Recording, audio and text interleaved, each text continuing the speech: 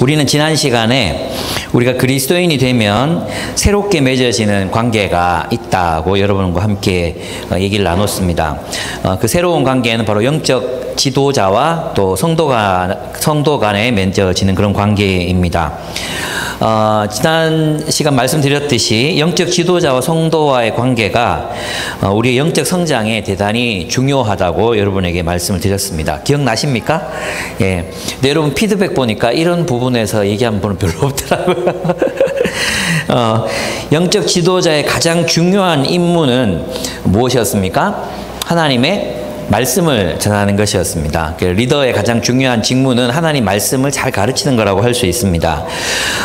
또 그의 삶의 목적은 그에게 맡겨진 사람들입니다. 그래서 사람들을 수단으로 삼거나 또 이용하는 것이 아니라 사람 그 자체가 목적인 삶, 그것이 이제 그리스도인 리더뿐만 아니라 모든 그리스도인들의 삶이라고 할 수 있겠습니다. 그리고 그의 보상은 바로 그에게 맡겨진 성도들이 믿음과 또 사랑으로 살아가는 모습을 보는 것, 그 자체가 그의 보상일 수 있습니다. 성도들은 영적 지도자들을 통해서 그들에게 전해진 하나님의 말씀을 사랑하고 또 주님의 계명을 따라 서로를 뜨겁게 사랑하는 삶을 살아가는 것, 그것이 성도들의 또 책무이기도 합니다. 그런 삶을 우리가 살아갈 때, 믿음과 사랑의 삶을 여러분들이 보여줄 때 리더는 그것을 이제 기쁨으로 삼고 또 살아갈 수 있는 힘이 생기는 것 같아요. 그런데 이제 바울은 좀 다른 이야기를 하려고 합니다. 그 4장 1절에 보면 그러므로 형제 자매 여러분 끝으로 우리는 이렇게 돼 있잖아요. 끝으로라는 이 말은 이 끝으로 하고 나서 이제 내용이 한 서너 가지가 계속 더 이어지는데 바울이 이건 끝으로 하고 나서 뭔가 계속 생각나서 적은 듯한 느낌이 들잖아요. 근데 그런 뜻은 아니고 헬라어에서 이 끝으로라고 번역된 이 단어가 로이폰이라는 단어입니다. 로이폰. 이 단어는 이 외에 또는 이에 덧붙여 이런 뜻을 가지고 있습니다. 그래서 이제 바울이 그 전에 이제 3장까지는 거의 이제 절반 이상이죠. 절반 한 5분의 3의 내용은 내가 너희를 버린 것이 아니고 너희를 정말로 사랑하고 있지만 부득불 갈 수 없었고 내가 너희를 얼마나 사랑하는지 그런 내용들을 이제 전해 주었었어요. 그죠?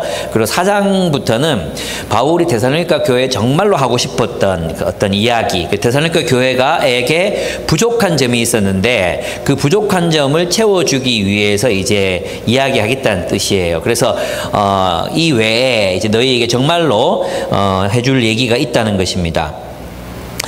그 이야기는 바로 일과 사랑에 관한 이야기입니다. 일과 사랑에 대한 이야기. 사실 일과 사랑이라는 것은 사람이 삶을 살아갈 때 자신의 삶을 성공이냐 또 실패냐를 판가름하는 중요한 기준점이 되는 영역들입니다. 자기 일에 실패한 사람은 자기 삶이 실패했다고 느낄 수밖에 없어요. 그죠? 또 자기 일에 성공했다고 하더라도 사랑에 실패했다면 그도 내가 헛살았구나 이런 생각을 할 수밖에 없습니다. 그죠? 그래서 일과 사랑, 이것은 모든 사람들에게 있어서 굉장히 인생에 중요한 내가 삶을 잘 살고 있는지 못 살고 있는지 또 그 인생을 이렇게 끝까지 돌아보면서 내가 잘 살았는지 못 살았는지를 판가름한 두 가지 중요한 영역이라는 것이죠. 그런데 그래서 세상에서도 자기 일에 성공한 사람 만족감이 굉장히 높습니다. 행복감이 높습니다. 그죠? 그리고, 사랑에 성공한 사람, 그 가정에서 아주 행복한 사랑을 하고 있는 사람들은 또 만족감이 굉장히 높습니다. 행복도가 높죠. 이 두 가지가 다 함께 있는 사람들은, 정말 이제 기쁘게 이렇게 살 수 있을 것 같아요. 그런데 성경은 또 바울은 세상과는 전혀 다른 기준을 제시합니다. 그러니까 이 일에 있어서의 성공이 무엇이고 사랑에 있어서의 성공이 무엇인가, 그것을 전혀 다른 관점에서 제시하고 있다는 것입니다. 그 바울이 제시하는 기준은 이렇습니다. 성결한 사랑. 우리 이제 첫째는 너희는 성결하게 사랑하고 있는가? 그리고 두 번째는 사랑을 위해서 일하고 있는가? 이런 거예요. 일에 어떤 일을 잘해서 내가 일에 어떤 성취를 하고 어떤 뭐 지위에 오르고 돈을 많이 벌고 빌딩을 사고 이게 보통 일에 있어서의 성취잖아요. 근데 바울은 일에 있어서 진정한 성공이 무엇이라고 말하느냐 하면 너는 사랑을 위해서 일했느냐, 네가 일하는 목적이 무엇이었느냐, 무엇이냐, 그것을 물으신다는 거예요. 또 사랑도 그렇잖아요. 세상에서 이제 사랑에 성공했다 그러면 어떤 걸 얘기할까요? 뭐 성적으로 매력적인 사람이 되는 것, 많은 사람들에게 인기 있는 사람이 되는 것, 뭐 이런 것들이 어쩌면 이게 사랑에 있어서 성공한 사람, 또 사랑에 있어서 성공한 사람이 되기 위해서 몸을 만들고 또 매력적인 어떤 캐릭터를 키우고 뭐 이런 노력들 많이 하잖아요. 근데 그게 아니라 너희는 성결하게 사랑했는가, 거룩하게 사랑했는가를 이제 물으신다는 거예요. 근데 여기서 이제 조금 이따 살펴보겠지만 홀리니스, 거룩과 사랑, 섹스, 이게 이 단어가 연결되어 있어요. 예. 성경은 거룩한 섹스를 말해요. 거룩한 섹스. 근데 이게 마치 뜨거운 얼음 같은 느낌이 들지 않습니까? 뜨거운 얼음. 뭔가 이게 거룩하고 섹스가 무슨 상관이 있지? 이런 느낌이 들지 않습니까? 그래서 오늘 이 본문을 통해서 그것이 어떻게 가능한지, 또 이 바울이 이야기했던 거룩한 섹스, 거룩한 성생활이라는 게 도대체 뭔가, 그런 것들을 이제 한번 살펴보도록 하겠습니다. 또 그것이 제가 서론에서 왜 성공이라고, 또 성공적인 인생을 산 것과 연결된다고 얘기했는지 여러분이 아실 수 있게 될 것입니다. 그렇습니다. 그래서 이제 주님이 우리의 삶을 평가하실 때는 너는 성결하게 사랑했는가, 거룩하게 사랑했는가, 그리고 사랑을 위해 일하며 살았는가를 기준으로 삼으십니다. 또 거기에다가 이 모든 일을 하나님을 기쁘시게 하기 위해서 행했는가, 이것으로 우리의 삶을 평가하실 거라는 거예요. 이 모든 일을 하나님을 기쁘시게 하기 위해서 행했는가 하는 것입니다. 그래서 이제 바울은 이제 데살로니가 교인들에게 첫 번째로 하나님을 기쁘시게 하는 삶을 살라고 명령합니다. 1절과 2절에 보면 나옵니다. 그죠? 4절 1절 보시면 그러므로 형제자매 여러분, 끝으로 우리는 주 예수 안에서 여러분에게 부탁하며, 그랬죠. 부탁. 이 부탁이라는 말은 간청이라는 뜻이에요. 간청하며 권면합니다. 여러분 어떻게 살아야 하며 어떻게 하나님을 기쁘게 해드려야 할 것인지를 우리에게서 배운 대로 하고 있으니 더욱 그렇게 하십시오. 그리고 또 2절에 보면은 바울이 그들에게 뭘 했다고 합니까? 지시한 것은 내가 주 예수의 이름으로 무슨 지시를 여러분에게 한 것은, 이렇게 돼 있잖아요. 그러니까 사도 바울이 데살로니가 교인들에게 가르쳤던 방법은 간청, 권면, 그리고 명령, 이 세 가지였어요. 이 세 가지. 그러니까 리더들은 간청 이렇게 살자고 간청하고, 또 격려, 권면, 격려하고, 그리고 때로는 명령해야 합니다. 이렇게 살아라라고 말해야 한다는 거예요. 예, 그 삶이 그러면 무엇이었을까요? 바울이 데살로니가 성도들이 그렇게 강력하게 명령하고 간청하며 권면했던 게 무엇이었을까요? 내가 지시한 것이라고 그랬잖아요. 그것도 이제 바울은 예수 그리스도의 권위, 내가 예수 안에서 이렇게 말한다고, 너희들에게 명령한다고 얘기했어요. 그죠? 이 명령이라는 단어도 군대 용어거든요. 군대 용어. 군대에서 이렇게 지시하는 게 앞으로 가! 하면 이제 앞으로 가야 되잖아요. 사격하면 사격해야 되잖아요. 그런 어떤 명령어를 말하는 것입니다. 바울이 그러면 그들에게 이렇게 권면하고 또 이렇게 명령하고 또 간청했던 그 내용이 무엇인가가 이제 뒤에 나타납니다. 그것은 성도들이 어떻게 살아야 하는지, 뭐죠? 윤리죠, 윤리. 바울은 윤리를 가르쳤어요.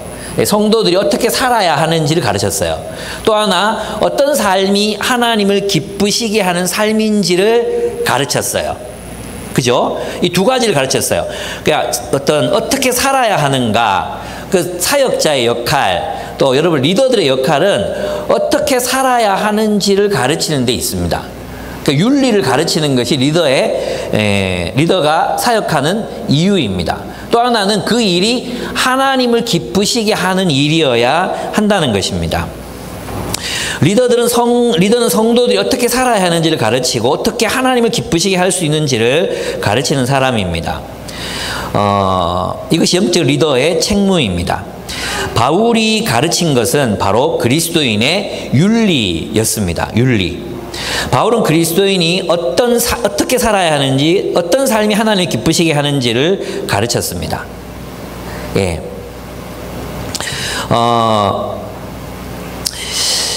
우리에게는 이 바울이 말한 이 두 가지가 다 필요합니다. 다.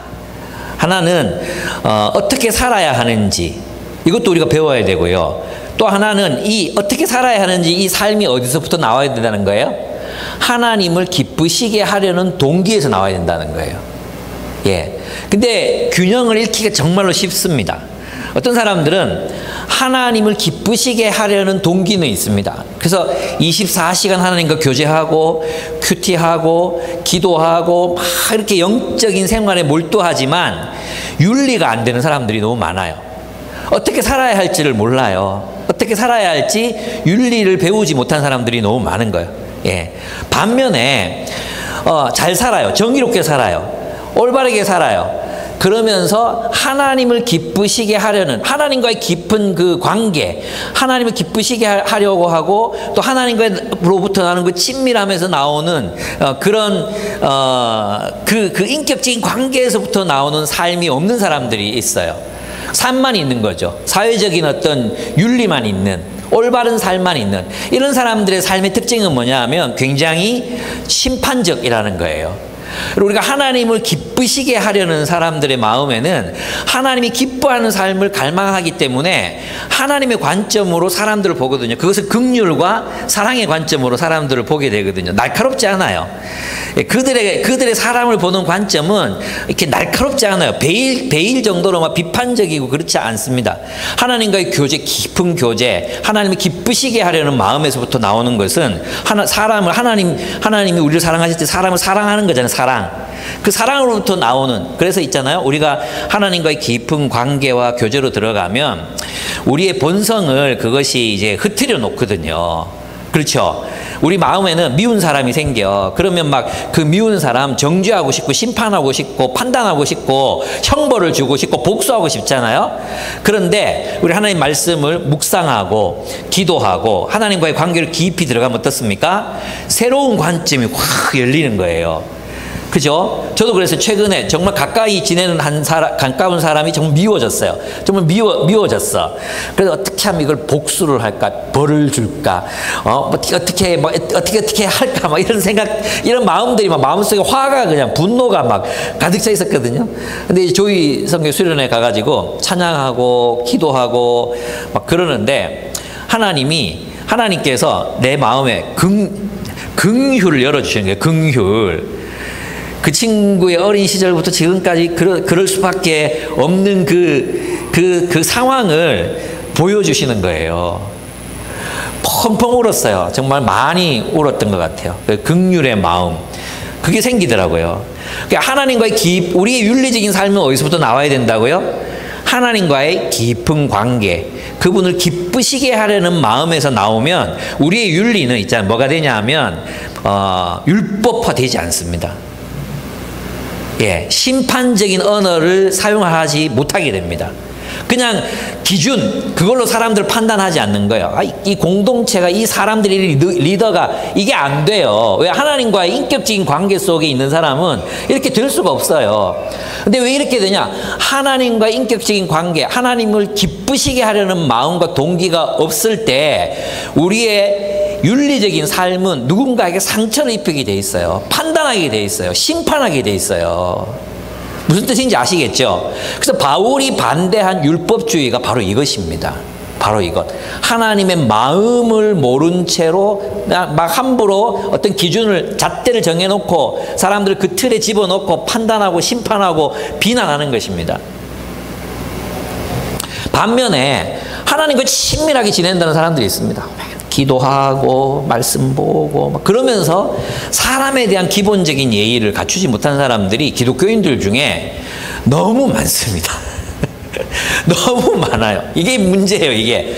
교회가 왜 윤리를, 이제 이게 어디서 나오느냐 하면 있잖아요. 윤리를 율법주의라고 생각하는 착각에서 나오는 거예요. 예. 오늘 본문에 보면 사도 바울이 그들에게 뭘 가르쳤다고 그랬어요? 뭘 가르쳤어요? 삶을 가르쳤다고 얘기하잖아요. 삶을. 그거 특별히 뭐 두 가지 나오잖아요. 성윤리. 또 하나 뭐예요? 직업윤리. 성윤리와 직업윤리를 가르쳤어요. 근데 놀랍게도 하나님이 원하시는 성윤리와 직업윤리를 따라 사는 삶을 어떻게 한다고? 그 삶이 하나님을 기쁘시게 한다고 얘기하고 있거든요. 그러니까 하나님을 기쁘시게 하는 삶은 그리스도인들의 그리스도인다운 윤리적 삶이에요. 근데 이 윤리적인 삶을 살아야 된다고 말을 하면 그걸 율법주의라고 자꾸 정죄를 하니까 한국 교회 안에서는 우리 이렇게 살아야 돼요 라는 말을 못하게 된 거예요. 그죠? 하나님의 은혜와 하나님의 주권만 강조하고 우리가 그 하나님을 사랑하기 때문에 이렇게 살아야 합니다. 하나님은 우리가 이렇게 살기를 원하십니다 라는 말을 하면 그거 율법주의잖아. 이런 착각이 교회 안에 생겨나게 된 것입니다. 이것이 한국 교회에서 윤리가 실종되게 만들었습니다. 우리 장 집사님 이제 회사 얘기도 이렇게 들어보면 그 이제 교회 다니는 분들이 이렇게 좀 계시고 그러는데, 성질 내고 일 잘 안 되네. 그 자기 좋은 건 다 가져가고 우리가 다 욕 먹고 이런 사람 보면 이제 크리스찬인 경우들이 내가 진짜 이래 종종 있어요라고 말하고 싶은데 많잖아요. 여러분도 경험하시잖아요, 세상에서. 그 왜 그렇습니까? 윤리가 없어서 그런 거예요, 윤리가. 하나님이 하나님 안에서 윤리적인 삶을 요구하시고, 그리고 그 윤리적인 삶이 하나님을 기쁘시게 하는 거룩한 삶이야. 바울이 그걸 가르쳤다니까요. 그러니까 우리의 리더들이 가르쳐야 될 내용들이 무엇이냐 하면 성도들의 윤리적인 삶이에요. 그리고 성도들의 성률이 얼마나 프라이버시한 영역에 속해 있습니다. 영국 갔다 온 분 계셔가지고 발음도 잘 안 되네. 얼마나 프라이버시한 영역입니까? 그 부분에서 그리스도인의 성윤리를 가르쳐야 되고, 또 직업윤리. 우리 직업윤리 말하지, 우리 와서 다 공감만 해주잖아요. 공감해 주잖아요. 근데 그 직업 속에서 어떻게 살아가야 하는지 우리가 말하지 않잖아요. 바로 이 두 가지가, 일과 사랑이라는 이 두 영역이 하나님을 기쁘시게도 하고 하나님을 진노하게도 한다는 거예요. 본문에 보면은 하나님이 결코 모른다. 이렇게 본문에 보면 이런 모든 일을 징벌하시는 분이시다. 주님이 말씀하시잖아요. 그 우리가 가르쳐야 되는 부분이라는 것입니다.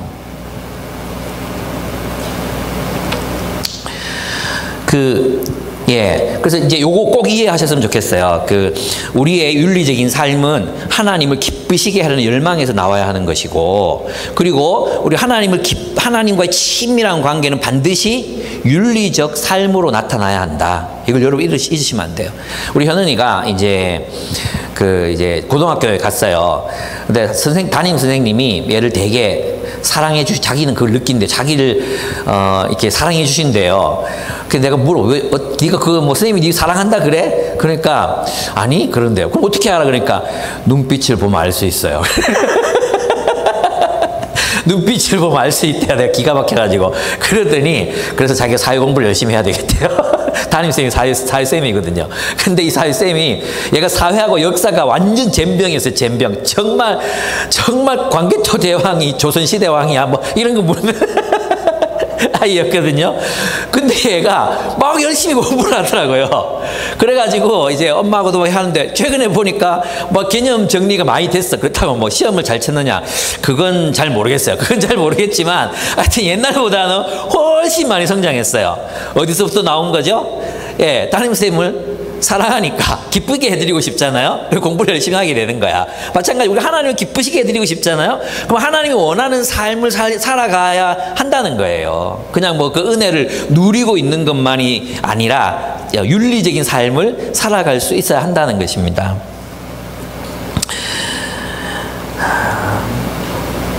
예. 그리고 바울은 굉장히 권위 있게 말하거든요. 주 예수의 이름으로 명령한 것을 더 탁월하게 구현해 내라고 권면하고 요청합니다. 너희 잘하고 있다. 이 본문에 보면 그죠? 우리에게서 배운 대로 하고 있으니 더욱 그렇게 하십시오. 그랬어요. 여러분 마찬가지예요. 여러분 잘하고 계십니다. 근데 더욱 그렇게 하라는 거예요. 이 말이 뭐냐 하면 여러분이 올바른 방향을 잡았습니다. 맞습니다. 그렇게 사는 게 맞습니다. 여러분의 그런 윤리적인 삶, 특별히 가정에서의 삶과 직장에서의 삶, 그렇게 사는 게 맞습니다. 그런데 더욱 나아가야 합니다. 이렇게 말하는 것입니다. 그 말이 무슨 뜻이겠어요? 저는 이 말이 두 가지 의미가 있다고 생각합니다. 그것은 뭐냐면 그리스도의 삶에는 이제 됐어 라는 수준의 삶이 없다는 것입니다. 이 정도 살면 뭐 그리스도인으로서 뭐 괜찮은 수준이지 뭐 이런 게 없다는 거예요. 근데 있잖아, 사람들은 다 자기가 부족하다고 말하면서도 생각하잖아요. 나 아직 멀었지라고 말하잖아요. 그러면서 완전을 향해 나아가진 않습니다. 제가 우리 크리스찬들의 나눔을 들어보면요, 맨날 설교 듣고 나면 이런 소리 해요. 그래, 오늘 말씀 잘 들었고 이런 삶이 맞지요. 그런데 제가 그렇게 살 자신은 없군요. 맨날 이런 소리예요. 핑계죠. 이 말이 맞기는 맞는데 나는 그렇게 못 살겠어요. 이 말 아닙니까? 맞지? 이 말이 맞기는 맞는데 그렇게 살려니까 너무 힘드네. 이런 얘기 아닙니까? 그렇게 이제 말하지, 여러분 언어의 습관을 바꾸세요. 그렇게 말하지 마세요. 예, 그렇게 말하지 말고 이 말씀이 더욱 나가라고 하니까 제가 할 수 있는 한 걸음 더 나가보겠습니다. 내가 여기서 뭘 더 어떻게 해야 될지 모르게 한 걸음을 더 나가보겠습니다. 이게 그리스도인의 자세지. 뭐라 하면 이렇게 사는 게 맞긴 맞는데 참 힘이 드네요. 이딴 소리를 그런 걸 보고 개소리라 하는 겁니다. 그런 소리 하지 마십시오. 쓸데없는 소리입니다. 그럼 뭘 말하? 그런 말 무슨 말? 뭐하러 말합니까? 그런 말을? 그럼 내가 앞으로 더 나아가기 위해서 뭘 하겠습니다. 이렇게 살겠습니다. 얘기하면 되잖아요. 그게 율법주의가 아니라니까. 우리 성장을 위해서 한 걸음 한 걸음 나아가야 되는 사람들이라니까요. 두 번째 뭐냐 하면 이런 거예요. 여러분 이 바울이 말하는 성윤리에서 도달하지 못한 사람들이 많았을 거 아니에요.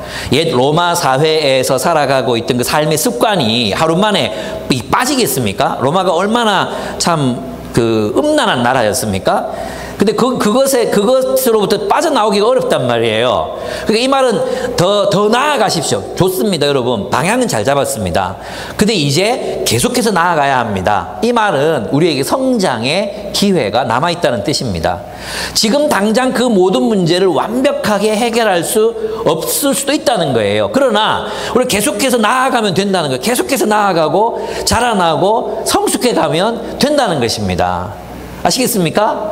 그래서 여러분의 현재의 삶에서 만족하지 말고 내가 탁월한 삶을 살아내리라 결단하셔야 되는 거예요. 탁월한 삶을 살아내리라.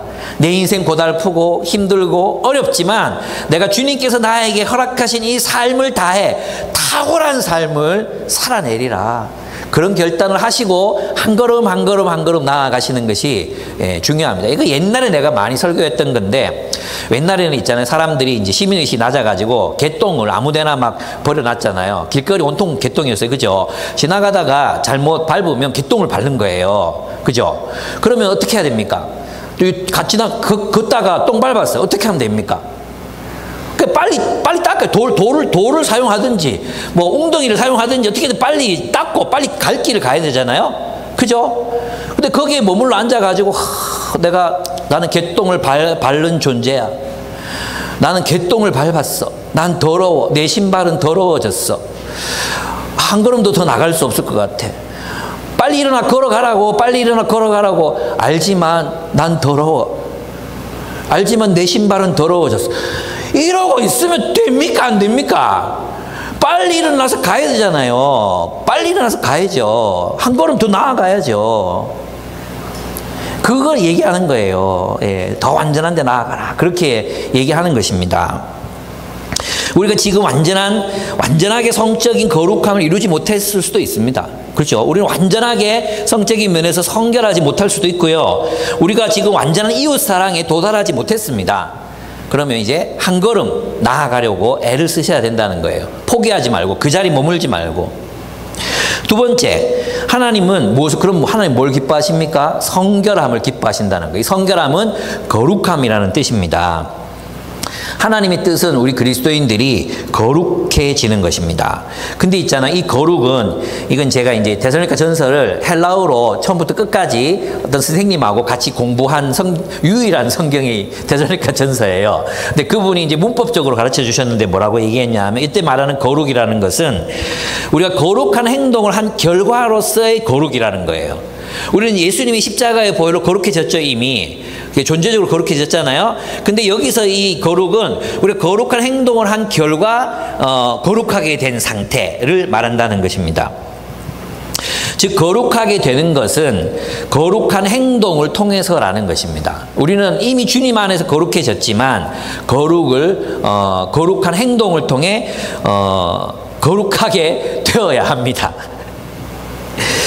그 중에 이 거룩함, 성결함 중에서 가장 중요한 것 하나가 바로 성적인 성결함입니다. 아까 앞에서도 말씀드렸지만 우리 여기서 아주 이상한 조합을 발견합니다. 섹스와 거룩함이라는 단어입니다. 여러분, 어떤 사람들은 성적인 성결함이 성적인 결합이 없는 상태를 성적인 무결함이라고 생각하는 경우들이 많아요. 지난번에 한번 제가 예화로 말씀드렸죠. 어떤 교회에 한 장로님께서 부인을 사별하시고 새 장가를 드셨어요. 그래서 이제 젊은 집사님들이 이제 그 장로님하고 친하게 지내서 놀린다고 옆에 가가지고, 아이고 장로님 좋으셨어요. 그 신혼 첫날 밤은 재미있으셨어요. 그랬더니 장로님이 또 좋고 말고 막 이렇게 얘기를 한 거야. 그랬더니 원로 장로님이 내려오시면서 이 모습을 보시고는 어디 거룩하지 못하게 뭐 이런 얘기를 하고 있냐고. 우리 부부는 각방 쓴 지 몇 년 됐어, 이렇게 얘기하는 거야. 이 장로님에게 거룩은 뭐예요? 성적인 부부 생활이 없는 상태. 그죠? 옛날 분 이렇게 생각을 많이 했어요. 그래서 부부 관계를 아예 끊어버리는, 이게 마치 거룩한, 그래서 기도와 말씀, 영적인 생활에 몰입하는 것을 거룩이라고 생각했었거든요. 근데 여러분, 거룩은 그게 아니에요. 우리가 제가 잘 설명드리지만, 거룩은 뭘 하지 않는 게 아니에요. 담배를 피지 않고, 술을 마시지 않고, 욕설을 하지 않고, 돈을 함부로 쓰지 않고, 그게 거룩의 전부가 아니에요.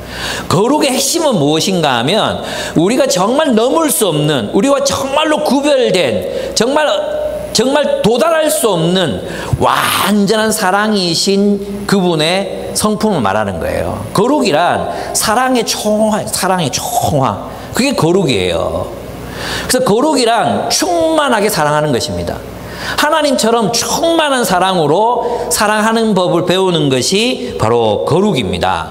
그래서 있잖아요, 이 성경에서 뭐라 그래요? 자기 아내를 거룩과 존중함으로 대하라, 이렇게 명령하잖아요. 본문 4절에서 거룩과 존중함으로 대하라. 이 말은 뭐냐 하면, 나는 당신을 거룩하게 대해야 되니까 차마 당신의 손조차 만지지 못하겠어, 이게 거룩이 아니고, 그 아내를 충만한 하나님의 사랑으로, 인격적인 사랑함으로, 존경함으로 아내와 부부 생활을 하라, 이런 뜻입니다.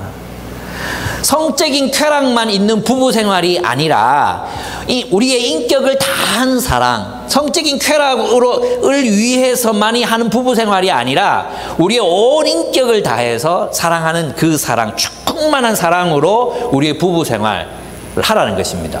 그래서 거룩한 섹스를 하라, 이 말입니다. 아이고, 청소년들이 있어서 다 설명을 못 하겠는데, 거룩한 섹스란 무슨 행위 그 자체에 어떤 이상한 어떤 있는 게 아니고, 충만한 사랑으로, 인격적인 사랑과 존경함으로 아내를 대우하라, 아내를 취하라, 아내는 남편을 취하라, 이런 뜻입니다. 아시겠죠? 여기서 우리의 성생활이 구원을 얻는 거예요. 세상 사람들은 섹스는 쾌락을 위한 것이다, 쾌락만을 위한 것이라고 이 섹스를 색욕거리로 만들어 놨잖아요. 하나님이 설계하신 섹스는 이게 아니란 거예요. 이것보다 놀라운 신비, 그리스도와 우리가 하나가 되는 그 신비를 갖춘 인격적인 연합, 하나됨, 그것을 말하는 거예요. 그러니까 우리는 온전히 그리스도 안에서만 충만한 성생활을 할 수 있다. 부부관계 안에서. 그런 의미가 거룩함이라는 말에 들어있는 것입니다. 무슨 말인지 아시겠죠? 그래서 그리스도인이 거룩하게 산다는 것은 곧 충만한 사랑으로, 하나님이 우리를 사랑하신 그 사랑으로 살아가는 삶을 성결함, 거룩함이라고 말하는 거예요. 뭐 옷을 이렇게 모나미 패션으로 입고 성경책을 들고 다니고 뭘 안 하고 영화도 안 보고 뭐도 안 하고, 그게 거룩이 아니에요. 거룩은 오히려 충만함이에요. 거룩은 오히려 하나님의 그 충만한 사랑으로 사랑하는 삶을 사는 것, 그게 거룩이에요. 하나님이 왜 거룩하십니까? 하나님이 왜 거룩하십니까? 하나님이 영화도 안 보고 하나님 술도 안 먹고, 그래서 거룩한 게 아니라 하나님은 충만한 사랑이시기 때문에 거룩하신 거예요. 아시겠죠? 그래서 거룩이란 풍성합니다. 거룩이란 풍요로움이다. 정말 그 거룩에는 우리가 하나님을 닮아갈 때 하나님의 그 충만한 영광, 그 영광이 우리 안에 거하게 되기 때문에 우리가 그리스도를 닮고 하나님을 닮기 때문에 행복해지는 거예요. 기독교는 우리의 주변 환경을 막 행복하게 돈도 많이 벌고 집도 좋은 집이 있고 좋은 차가 있고 이래서 행복해진다고 말하는 게 아니라, 그리스도를 닮은 인격으로 우리가 변했을 때 우리 자신이 행복한 존재가 되는 거예요. 하나님처럼 충만한 존재가 되면 인생을 행복하게 살아갈 수 있다는 것입니다. 그게 거룩입니다, 여러분. 그러면 성결한 삶을 살기 위해서 뭘 해야 되냐? 첫째, 음행을 피하라 그랬어요. 음행. 이 음행이란 말은 포르네이아라는 원어를 가지고, 포르네이아, 여기서 포르노가 나왔어요. 유대 기독교 전통에서 음행은 간통을 포함한 매춘, 혼전 성관계, 혼외 성관계 등 결혼 밖에서 이루어지는 모든 성관계를 의미하는 것이었습니다. 바울이 이 서신을 쓸 때 로마의 성적 타락은 실로 어마무시한 것이었습니다. 여러분, 우리는 있잖아요. 지금 우리 시대가 성적인 성결함을 지키기가 굉장히 어렵다고 생각하잖아요. 근데 로마 시대보다 어렵지 않았을 것 같아요. 로마 시대도 굉장히 어려운 시대였습니다. 왜냐하면 로마의 신들을 섬기는 신전에는 신전 창기들이 있었습니다. 그래서 자기들의 신에게 제사를 드리러 가면 그 신전 창기들과 합의를 권했습니다. 예. 그 얼마나 유혹됐겠습니까? 그리고 그게 신에 대한 충성, 자신의 신에 대한 충성이라고 여겨졌기 때문에 아무런 죄책감 없이, 또 어쩌면 아주 이렇게 장려되는 행위였어요. 뿐만 아닙니다. 노예제도가 있었잖아요. 로마의 노예제도. 그 노예제도 속에서 젊은 여성 노예들은 성적으로 착취당하는 것이 너무나 당연한 일이었습니다. 주인들은 그 젊은 여성 노예 혹은 젊은 남성 노예들을 성적으로 착취해도 괜찮다는 합법적인 지위를 누리고 있었어요. 심지어는 로마의 부자들의, 귀족들의 저택에는 사랑의 방이라는 방이 따로 있었다 그랬죠. 그리고 그 방에서는 자기 부인과 사랑을 나누는 방이 아니라 연인과 나누는 사랑의 방이었어요. 이때는 창기나 혹은 어떤 매춘부나 또는 연인, 그런 어떤 그런 파트너들을 데리고 와서 사랑을 나누는 장소가 따로 있을 정도였습니다. 어린 남자아이들에 대한 성적 착취는 자연스럽고 권장할 만한 것으로 여겨졌었습니다. 그러니까 지금 바울이 이제 데살로니가 성도들에게 가르치는 게 뭐냐 하면, 그리스도인들은 그 당시에 당연시되던 그 성문화를 떠나야 한다는 것입니다. 당연시되던 그 성문화를 떠나서 하나님이 원하시는 성결한 성생활, 거룩한 성생활을 해야 한다는 것입니다. 오늘날에도 너무나도 당연히 여겨지는 성문화들이 있습니다. 우리는 그것들로부터 떠나야 합니다. 오늘날 혼전 성관계는 오락 정도로 여겨집니다. 온라인상에서 음란물을 보는 것, 이건 너무나도 쉬운 일이고 보는 것에 또 죄책감도 느끼지 않습니다. 직장에서의 남성 중심적인 한국 문화는 성적인 유흥과 쾌락을 장려합니다. 한국이라는 나라는 전 세계에서 성을 아주 쉽게 구매할 수 있는 나라 중에 하나입니다. 미국이나 유럽에 있는 그 사람들조차도 한국에 와서 깜짝 놀라는 것이 성을 구매하기가 이렇게 쉬운 나라였는지에 대해서 보고 놀란다고 합니다. 한국이 그런 나라입니다. 또 대구가 특별히 그렇게 더 이런 부분에서 쉽게 성을 살 수 있는 지역이라고 해요. 예. 우리는 이것들을 멀리 해야 합니다. 성경에서 보면 음행을 멀리 하라고 말합니다. 멀리 하라. 여러분, 음행하고는 싸우는 게 아닙니다. 음행은 무조건 피해야 됩니다. 멀리 해야 되냐, 멀리. 우리로 하여금 음행을 하게 만드는 환경, 유혹받을 수 있는 상황들을 만들지 말아야 해요. 그러니까 여러분들이 유혹받을 수 있는 어떤 상황들이 생길 수 있잖아요. 그것들을 아주 이렇게 마찰력이 강하게 만들어 놓아서 진입하기가 어렵게 만들어 놔야 됩니다. 여러분이 쉽게 유혹에 넘어가게 하는 그런 것들을 들어가기가 어렵게, 진입하기가 어렵게 돌아 갈 수 있도록 그렇게 만들어 놔야 돼요. 감시 체계도 함께 만들어 놓고 이렇게 해야 됩니다. 예. 그리고 뭐 사랑하는 형제들끼리 우리 미러링 하자. 뭐 네 폰 내가 보고 내 폰 네가 다 보고 이렇게 할 수도, 이런 것도 하나의 방법일 수는 있습니다. 아무도 안 하겠지만 예, 그렇습니다. 그래서 우리는 음행과 싸우려고 하지 말고 여러분이 자극받을 수 있는 환경을 최소화해야 될 필요가 있습니다. 왜냐하면 이건 우리가 자극을 받으면 받을수록 더 쉽게 무너질 수 있는 영역이기 때문에 여러분이 그것을 접촉할 수 있는 거리, 그리고 마찰력, 이걸 최대한 멀리 떨어뜨려 놔야 돼요. 아시겠죠? 그런 전략을 짜야 됩니다, 여러분. 제정신일 때. 한번 딱 발동이 걸리면, 예, 마치 그 전차를 타면, 여기서 탁 타면 어디까지 갑니까? 목적지까지 가잖아요. 한 정거장 갈 수밖에 없잖아요. 비행기가 좋겠다. 비행기를 탑승해서 이륙했어요. 이륙했으면 내려올 때까지 못 내려와요. 착륙할 때까지 못 내려오죠. 대부분 남자들의 성 문제가 그렇습니다. 딱 이 사이클이 있어요, 사이클. 이 사이클이 있는데 여기 탑승하면 못 내려와요. 그러니까 여러분이 어떻게 해야 돼요? 여기 올라타기 전에 모든 조치를 해야 되는 거예요. 그러니까 여러분이 제정신일 때, 정신이 맑을 때, 예배 드리고 난 직후, 그리고 그럴 때 여러분이 어떤 조치를 해야 돼요. 조치를. 아시겠죠? 예, 그렇게 해서 여러분의 최소한 여러분이 거룩하게 음행을 피할 수 있는 방안들을 만들어 놓으셔야 됩니다. 예, 나중에 집을 구하더라도 숲세권 이런 데 구하셔야 됩니다. 숲세권. 예, 새가 보이고 닭이 울고 이런 거 있잖아요. 보통 여성 자매들이 잘 안 보이는 이런 데 있잖아요. 그런 데 집을 구하실 필요도 있습니다. 형제들은. 예. 왜냐면 우리 굉장히 유혹받기 쉬운 존재들이기 때문에 그렇습니다. 그래서 여러분, 아직 독신인 사람들에게 제가 여러분에게 말씀드리면, 이제 지금 연애하고 이성교제하고 결혼하실 분들이 많잖아요. 근데 그런 분들에게는 거룩한 연애가 되기 위해서 첫째, 우리는 평소에 음란물을 피해야 돼요. 음란물. 여러분, 음란물을 자주 접촉하고 뭐 그러면, 그리고 연애할 때도 이제 여러분이 세교에 따라 이제 연애할 수 있게 돼요. 그거 피해야 되겠죠. 그죠? 음란물 피하세요. 네. 평소에 이제 여러분의 건강성과 거룩함을 지키는 게 필요합니다. 두 번째, 여러분 데이트할 때 숙박하는 여행은 절대로 가지 마세요. 예. 요즘 있잖아요.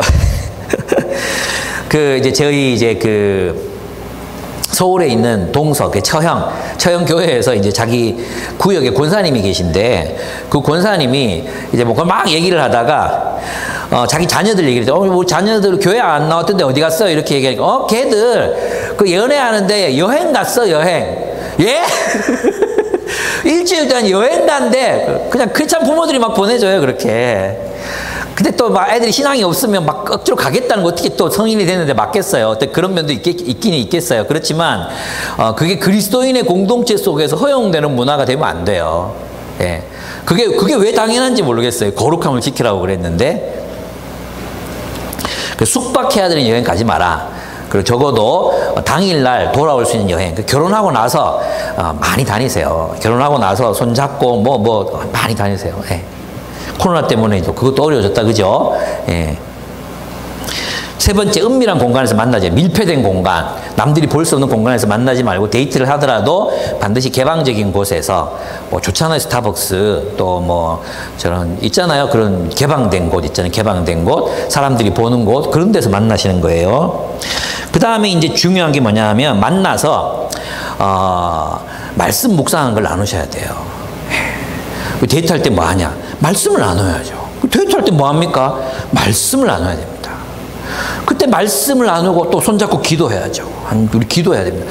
우리 아내한테 물어보십시오. 저는 항상 만나서 우리 콰이타임 함께 하고 이제 헤어질 때 손잡고 기도하고 헤어졌습니다. 예. 그런데 무슨 딴 생각이 나겠습니까? 날 수도 있죠. 네. 그러나 덜 하겠죠. 여러분 실컷 PBS 나눔하고 나서 자 우리 뽀뽀나 할까 이렇게 이제 가기 진도가 나가기 어렵잖아요. 그죠? 예, 하여튼 이게 잘 하셔야 됩니다. 굉장히 어색한 분위기와 이 느낌이 싫어요. 저 지금. 그리고 스킨십을 하더라도 우리가 공동체라는 걸 기억하셔야 돼요. 공동체.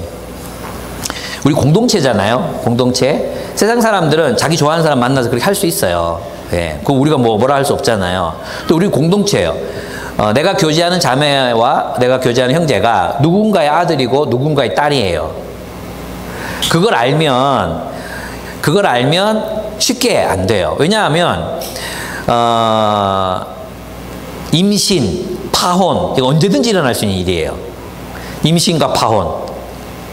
그죠? 제가 이제 딸 가진 아빠잖아요. 딸 가진 아빠. 근데 진짜로 제 마음이 그래요. 정말 결혼 전까지는 이 남자가 정말 거룩하게 지켜줬으면 좋겠어요. 거룩하게. 예. 결혼 전까지. 결혼 외에 성관계는 다 포르네이아에 속하는 것이기 때문에 거룩하게. 왜냐하면 저도 그랬거든요. 저도 결혼 날짜가 9월 2일이었는데 8월 20 며칠 날 다이빙하다 목이 부러졌거든요. 9월 2일 결혼 날짜 잡아놓고 8월 20 며칠을 목이 부러져서 결혼을 못해서 청첩장 다 찍어놓고 결혼 못하고 12월 며칠에 했단 말이에요. 사람이 어떻게 될지 어떻게 알아요. 그죠? 그래서 저는 이런 생각을 해요. 뭐냐 하면 스킨십을 하더라도 헤어지고 나서 교회에서 얼굴 보고 소그룹 할 수 있을 정도로 해야지 도저히 헤어지고 나서 도저히 이 사람이 딴 사람 만나고 그 사람이 나를 보고 이런 상황이 도저히 허용이 안 돼. 그런 스킨십 하지 말란 말이에요. 여러분 있잖아요. 이 오늘날 이제 성적인 자유를 주장하는 사람들 특징이 뭐냐면 공동체가 없어요. 그 사람들 머릿속에 공동체가 없어요. 지금 우리 자라는 아이들 생각해봐요. 뭐 혁진이와 도유가 교제를 하고 있어. 그들 부모님들이 있어. 그러면 조심해서 할 수밖에 없어요. 안 그렇습니까? 부모님들이 다 아는데 헤어지면 교회 사람들이 다 아는데 그러니까 있잖아. 우리 사회의 이런 어떤 성적 자유 이게 얼마나 우리 사회가 익명적이고 그리고 아주 이렇게 비인격적이고 관계적이지 못한가 그걸 보여주는 사례예요. 예. 진짜 부모님, 할머니, 할아버지 다 살아계시고 그리고 공동체고 결혼이라는 것이 가족과 가족의 연합이고 이런 어떤 그 개념이 우리들에게 이렇게 장착이 딱 돼 있으면 함부로 할 수가 없어요. 그 영화 보셨습니까? 그 덴젤 워싱턴이랑 눈이 나오는데 이제 청소년 키 큰 흑인이 딸내미한테 이제 데이트하러 왔단 말이에요. 데이트하러 왔는데 그 덴젤 워싱턴이 나와가지고 권총 꺼내가지고 저기 너 뭐야? 원래 갔던 대로 그대로 데리고 와 이러면서 막 협박하잖아요. 건드리면 죽여버리겠어. 네 아버지 누구야? 너희 집 다 알아. 찾아간다 그러면서 그게 아빠 마음이거든요. 딸 보면 알아요. 여러분이 누군가와 데이트를 하면 이 사람은 누군가의 딸이다. 그리고 그 아버지가 내가 만약 이 사람을 잘 못했다면 그 아버지가 나를 죽일 수도 있다. 이 생각을 꼭 하고 만나세요. 그러면 이제 이거 조심해야 되겠구나 이런 생각 할 수 있습니다. 네. 배우자가 될 사람 지켜주시는 게 좋습니다. 왜냐하면 아까 제가 말씀드렸잖아요. 저도 9월 2일 결혼이었는데 12월 2일로 연기된 이유가 내가 못 부러질지 어떻게 알았 결혼식 앞두고 못 부러질지 어떻게 알았겠습니까? 그러니까 사람의 인생이 어떻게 될지 모르기 때문에 지켜줘라 하는 게 정말 중요합니다. 두 번째 이제 바울이 말하는 것은 음란을 피하라 그랬잖아요. 세교육에 지배당하지 말고 자기의 그릇을 거룩함과 존중함으로 소유하라고 가르칩니다. 본문에 보면 4절에 보시면 이 4절이 논란이 많은 구절입니다. 각 사람은 자기 아내를 거룩함과 존중함으로 대할 줄 알아야 합니다. 이렇게 번역했잖아요. 근데 원어 그대로 번역하면 이래요. 각 사람은 자기 그릇을 거룩함과 존중함으로 취할 줄 알아야 합니다. 소유할 줄 알아야 합니다. 이런 뜻이에요. 그럼 여기서 이제 본문에서 아내라고 번역된 단어는 원래 그릇입니다. 그릇. 스키우스라는 단어이고 대하라 이런 단어는 어떤 뜻이냐면 소유하다, 구입하다, 얻다, acquire 이런 의미를 가지고 있습니다. 크타스타이라는 원래 헬라어라고 합니다. 그래서 직역하면 누구든지 자기 그릇을 거룩함과 존중함으로 소유할 줄 알아야 한다가 됩니다. 근데 여기서 그릇은 전통적으로 또는 이제 많은 경우에 두 가지 의미로 사용됐는데 하나는 자기 아내를 말합니다. 아내를 소유하는 것에 대해서 말하고 또 하나는 자기 몸을 소유하는 것에 대해서 말합니다. 그래서 이 두 가지가 학자들 간에 첨예하게 두 가지 해석을 톰 나이트는 자기 몸을 거룩함과 존귀함으로 소유하라 이렇게 번역하고 존 스토트는 자기 아내를 거룩함과 존귀함으로 소유하라 이렇게 번역해요. 근데 두 가지 의미가 다 있어요. 그래서 저는 두 가지 다 그냥 우리가 받아들이자. 왜냐하면 이것이 거룩함에 유익하잖아요. 또 바울이 안 믿고 혹시 중의적인 용법으로 썼을 수도 있으니까 그렇게 받아들여도 좋겠다 생각합니다. 그래서 먼저 우리가 결혼을 하잖아. 결혼한 사람들보다 안 한 사람들이 많아서 그렇긴 한데 결혼을 하면 자기 아내를 거룩함과 존중함으로 대해야 합니다. 세욕으로 아내를 대하는 것이 아니라 거룩함, 충만한 사랑과 그리고 존경심으로 아내를 대해야 돼요. 부부간의 성생활에 있어서도 마찬가지여야 한다는 거예요. 무슨 말이냐 하면 오늘날 많은 남자들이 아내와의 부부 관계를 할 수 없는 이유를 연애와 달리 너무 살이 많이 쪘어요. 너무 피곤해해요.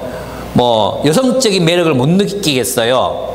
이런 개소리를 하는 남자들이 많습니다. 또 아내들도 남편에 대해서 결혼하기 전에는 안 그랬는데 이 사람이 배가 너무 많이 나왔어요. 도저히 성적인 매력을 느낄 수가 없어요. 이런 사람들도 있습니다. 물론 이제 이런 경우 입냄새가 너무 많이 나요. 이런 건 서로 사랑을 위해서 이제 이도 닫고 그렇게 해야 되잖아요. 근데 이 말들이 다 무엇의 기준을 둔 것입니까? 성적 쾌락의 기준을 둔 말들이에요. 세상적인, 그러나 하나님을 모르는 사람들 그렇게 말할 수 있어요. 맞죠? 그리스도인들을 어떻게 하라 그랬어요? 부부를 사랑하는 배우자를 대할 때 어떻게 하라고요? 거룩함과 존중함으로 하라는 거예요. 세욕을 따르게 되면 어떻게 된다 그랬어요? 형제를 해할 수 있다 그랬어요. 그 형제는 두 가지 의미가 있는데 하나는 같이 성도가 된 아내를 해칠 수 있어요. 그러니까 결혼하고 나서 육아하고 애 낳고 육아하고 이렇게 살다 보면 여성성이 망가지잖아요. 그죠? 우리 신체가 옛날 같지 않잖아요. 어쩔 수 없이 그렇게 된단 말이에요. 연예인 얘기하지 마세요. 그 사람들 한 달에 1,000만 원, 2,000만 원씩 들여가지고 그렇게 몸매 갖고 가는 사람들하고 우리 맨날 똥 누러 갈 시간도 없이 애 키우고 이런 사람들하고 같습니까? 그런데 거기에 대해서 뭐라고 말해? 당신에게서 더 이상 성적인 매력이 느껴지지 않아. 그래서 난 당신 안을 수 없어. 이렇게 말하는 거는 정말 폭력적인 언어인 거예요. 그죠? 그게 어디서 기준이 나오는 거야? 세교계에서 나오는 거예요. 세교계에서 나오는 거라니까요. 성경적인 하나님의 기준이 아니라니까. 하나님의 기준으로는 하나님의 거룩함과 존경함으로 아내를 대하는 거예요. 취하는 거예요. 두 번째, 우리 독신들은 우리 몸을 거룩함과 존귀함으로 대해야 돼요. 소유해야 돼요. 우리 몸은 세욕의 지배를 당하게 만들어서 안 돼요.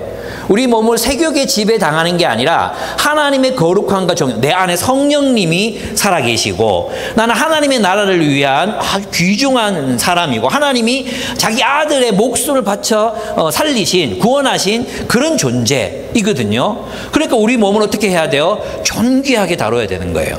세욕의 노예로 그냥 풀어놓으면 안 돼요. 우리는 이 욕망을 조절하고 통제할 수 있어야 한다는 것입니다. 이 일의 분수를 넘어서 이제 어떤 바람을 피거나 다른 아내 뭐를 뭐 탐을 내거나 또는 뭐 비교하거나 니는 저 자매는 결혼하고 나서 저렇게 예쁜데 니는 왜 그렇게 관리를 안 해라고 한다든지 이런 것들이 다 뭐예요? 이런 어떤 상대방을 배우자를 색욕거리로 보기 때문에 나오는 그런 관점에서 나오는 행위라는 것들을 여러분이 기억하셔야 됩니다. 아시겠죠? 우리 서로를 대할 때 그런 태도로 대하시면 안 됩니다. 그러니까 우리는 사랑하는 배우자와의 관계가 하나님의 사랑의 충만함, 그런 사랑과 존경으로 가득 찰 때 우리의 성적인 결합이 성결함이 완성되었다. 이렇게 이야기할 수 있습니다. 사실 있잖아요. 저희도 이제 살아보니까 제가 부부 뭐 세미나 뭐 이런 거 결혼 뭐 학교 이런 거 할 때마다 얘기 드리는 거지만 정말 정직하게 말하면 저희 신혼 때의 성생활보다 지금 우리 부부가 나누는 성생활이 훨씬 풍성해요. 예. 아니 신혼 때가 더 그럴 것 같잖아요. 신혼 때는 정말 젊기 때문에 색욕, 쾌락 이런 것들이 강했단 말이에요. 그러나 지금은 있잖아요. 정말 서로가 서로를 알고 사랑하고 존경하고 이런 마음들이 있어요. 근데 물론 내가 아내에게 좀 반항할 때도 있고 또 좀 이렇게 그럴 때도 있지만 예전에 비하면 저는 지금 아내를 굉장히 존경하고 사랑하거든요. 앞으로 더 그렇게 해야 되잖아요. 예, 지금 훨씬 더 우리는 풍성합니다. 예. 성적인 자유를 추구하는 오늘 우리들의 시대는 사실 알고 보면 성적으로 매우 굶주려 있는 시대입니다. 성적인 풍요로움을 그 어느 시대보다 만끽하고 구가하는 것 같지만 하나님이 성을 통해서 우리에게 허락하시는 그 깊은 친밀함과 연합됨 그리고 하나됨이라는 그 선물, 그거는 잃어버리고 있습니다. 그래서 있잖아요. 여러분 보시면 어떤 오늘날 많은 사람들의 이제 고민이 뭐냐 하면 결혼하기 전에는 그렇게 많은 섹스를 해요. 오늘 대부분 하나님 모르는 사람들 결혼하기 전에 그렇게 많은 섹스를 하고 결혼하고 나서 안 해요. 그들에게 성은 그냥 쾌락을 위한 거예요. 쾌락을 위한 거. 하나님 모르는 사람들의 성은 쾌락을 위한 거예요. 그러나 하나님 안에서의 성은 거룩함을 이루는 거예요. 거룩함을 이루는 것. 하나님 완전한 사랑을 이루는 영역이 바로 성이라는 영역입니다. 그래서 기독교인들이 이 성윤리에 있어서 다른 사람들과 구별되어야 합니다. 어떻게 구별되어야 합니까? 어떻게 구별되어야 합니까? 자기 배우자를 정말 그리스도의 사랑으로 뜨겁게 사랑함으로 우리는 구별돼야 돼요. 자기 배우자를. 우리 형제들은 자기 아내를 정말 그렇게 사랑해야 된다는 거예요. 우리 형제들과 자매, 우리 독신들은 자신의 욕망을 다스리는 사람. 그래서 이 성적인 쾌락보다 더 중요한 것이 있는 거룩을 이루는 삶, 사랑을 이루는 삶, 거기에 우리의 모든 목적이 있다는 것을 사람들이 알아야 돼요. 그리스도인들은 젊은 사람들이 누리는 성적인 쾌락보다도 더 귀한 것을 위해 사는 사람들이라는 이야기를 들으셔야 합니다. 그게 우리가 달라야 하는 거룩함이라는 거예요. 예. 부부들에게 이런 게 적용되지만 독신들에게 이게 없어도 우리는 그리스도와의 연합, 공동체 안에서 누리는 연합으로 이 연합을 누릴 수 있습니다. 그게 이제 공동체 안에서 우리 수도원 공동체에서 동성들끼리 뭐 이렇게 남자 또 여성들 공동체들이 서로 충만하게 하나님 말씀 가운데에서 살아갔었잖아요. 예, 살아보면 여러분 살아보면 있잖아요. 그래요. 살아보면 이게 다르지 않아요. 부부의 사랑이 우정, 사람들과 맺는 관계 이것과 다르지 않습니다, 여러분. 모든 사랑은 필레오, 우정이라는 사랑은 아가페로 승화돼야 되고요. 에로스 부부간의 사랑, 남녀간의 사랑도 여기 머물러 있으면 안 됩니다. 이 에로스도 아가페로 변화되어 가야 합니다. 예, 스토르게 부모가 자식을 사랑하는 사랑, 저절로 나오는 사랑 이걸로 안 됩니다. 이 스토르게도 뭘로 바뀌어야 됩니까? 아가페로 변화되어 가야 합니다. 결국 있잖아요. 나는 결혼 안 하니까 그런 충만함을 못 누릴 것 같은데 아니에요, 여러분. 우리는 이 아가페적인 사랑으로 연합될 때 그리스도의 충만함을 경험할 수 있습니다. 그래서 세격으로 교우를 해하지 마라 그래서 6절에 보면 아까 말했지만 하나는 자기 아내나 배우자를 그렇게 상처 주지 말라는 세격의 기준으로 상처 주지 말라는 거죠. 또 하나는 뭐가 있습니까? 교회 안에서도 성폭력이 일어날 수 있다는 것입니다. 교회 안에서도. 그래서 이제 대표적인 사례가 존 하워드 요더였습니다. 그는 아주 뭐 정말 탁월한 천재적인 신학자였고 철학자였지만 그는 자신의 지식과 권력을 이용해서 자기에게 공부를 배우러 온 자매들에게 천국은 결혼이 없다 그러잖아. 그러니까 그 천국은 아마도 결혼 없이 누리는 성관계일 거야. 뭐 이렇게 이제 학생들을 세뇌했어요. 이 그루밍 했어요. 그루밍. 그래서 수십 명의 여학생들이 그 존 하워드 요더에게 성적인 추행을 당했습니다. 정말 나쁜 놈이죠. 그래서 이제 하워드 요더의 신학은 정말 훌륭한데 그의 삶을 보면 너무나 형편이 없었기 때문에 이 신학을 받아야 되냐 폐기시켜야 되냐가 기독교계의 정말 큰 고민이에요. 요더가 가진 신학은 정말 출중하거든요. 너무나 탁월하기 때문에 요더에게서 스탠리 하우어스도 나오고 월터 프로그램도 나오고 막 이랬는데 지금 뭐 또 우리가 알고 있는 뭐 스콘 맥나이트 다 그 라인인데 요더를 부정하자니 이 신학이 부정당하잖아요. 근데 또 그의 신학을 인정하지 그의 삶이 또 문제가 돼요. 최근에 또 뭐 라이비 제크리 라이스라는 아주 유명한 변증가도 또 비슷한 일을 또 저질렀어요. 근데 이건 있죠. 전병훈 목사도 마찬가지였잖아요. 목회라는 게 목회자가 권력을 가지잖아요. 그리고 사람들이 인간적으로 그를 좋아한단 말이에요. 그죠? 여러분도 저를 좋아하시잖아요. 근데 거기에서 목회자는 쉽게 유혹받을 수 있습니다. 자신의 권력으로 무엇이든지 할 수 있다는 착각에 빠질 수가 있습니다. 여러분들이 도와야 되는 거예요. 예. 앞으로 이제 자녀들도 자라잖아요. 그래서 우리가 늘 이제 이런 부분에서 조심하고 조심시키고 그래야 됩니다. 특별히 성문제가 있는 사람들은 뭐 청소년 교사라든지 이런 것들 이제 시키면 안 되겠죠. 또 뭐 간사 이런 분들도 마찬가지고 그리고 이제 여러분 자녀들에게도 마찬가지로 목회자 조심해라 이거 가르쳐야 됩니다. 여러분 청년 리더들에게도 서로에게 목사님 조심해라. 그렇게 가르치는 것이 건강한 공동체예요. 단둘이 은밀한 곳에서 만나자 하면 절대 가지 마라. 이런 얘기 가르쳐야 돼요, 여러분. 아니, 목사님이신데요. 그러다가 다 이상한 일이 일어나는 거예요. 그러다가 다 이상한 일이 일어나는 거예요. 만나더라도 교회가 인정한 더라라든지 이게 놀이터가 없어져 버려요. 놀이터라든지 교회 로비라든지 이런 데서 만나거나 배우자 대동하거나 또 자매 한 명 더 나오거나 이렇게 만나야지 단둘이 계속 전화질 해가지고 계속 단둘이 만나자고 이거는 굉장히 위험한 일입니다.